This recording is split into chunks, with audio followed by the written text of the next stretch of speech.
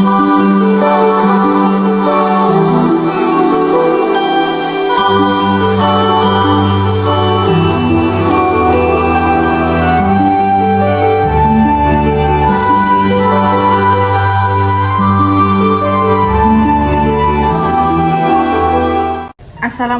warahmatullahi wabarakatuh. Halo, perkenalkan nama saya Sinta Dwi Rahmawati. Saya dari Universitas Kyai Abdul Wahab Hasbuah, Prodi Pendidikan Agama Islam dari Fakultas Pendidikan Agama Islam. Saya akan menjelaskan tentang definisi sifat temperamental atau ghadab. Yang pertama, temperamental atau sifat mudah marah dalam bahasa Arab berasal dari kata ghadaba, dari kata dasar ghadiba yaghdibu ghadaban. Nah, apa sih ghadab itu? Ghadab itu adalah marah. Jadi kita akan menjelaskan tentang ghadab. Menurut istilah, ghadab berarti sifat seseorang yang mudah marah karena tidak senang dengan perlakuan atau perbuatan orang lain. Nah, ini maksudnya gimana? Jadi orang atau seseorang yang dia itu selalu marah atau gampang marah, mungkin karena senggol atau di apa. Nah, itu sifat temperamental ghadab, orang yang sering marah atau mudah marah. Lawan kata dari sifat ghadab adalah ridho atau menerima dengan lapang dada. Sifat ghadab harus dihindari karena sifat ghadab tidak akan pernah menyelesaikan masalah, justru sebaliknya akan memperbesar masalah. Nah, selanjutnya penyebab sifat temperamental ghadab.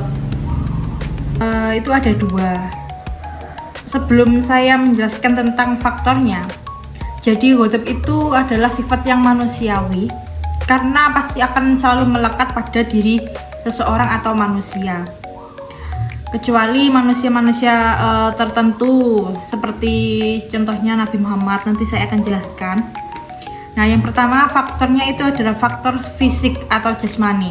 Yang kedua faktor psikis atau faktor rohani. Nah, penyebabnya kalau faktor fisik itu kelelahan yang berlebihan.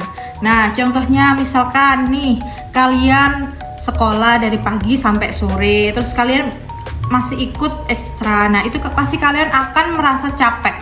Nah, dari rasa capek itu kalian tuh bisa timbul rasa-rasa ghadab. Misalnya kalian udah capek terus ada orang lain kayak ngajakin bercanda, mungkin itu nggak akan bisa membuat kalian itu merasa kalau itu bercanda, tapi malah kalian akan marah atau ghadab. Nah, yang kedua kekurangan zat-zat tertentu dalam tubuh. Nah, ini mungkin ya bisa aja kalian tuh kekurangan air, kekurangan vitamin, jadi kalian tuh mudah lelah, terus mudah gampang marah gitu. Yang ketiga, reaksi hormon kelamin. Nah, ini tuh biasanya tuh perempuan.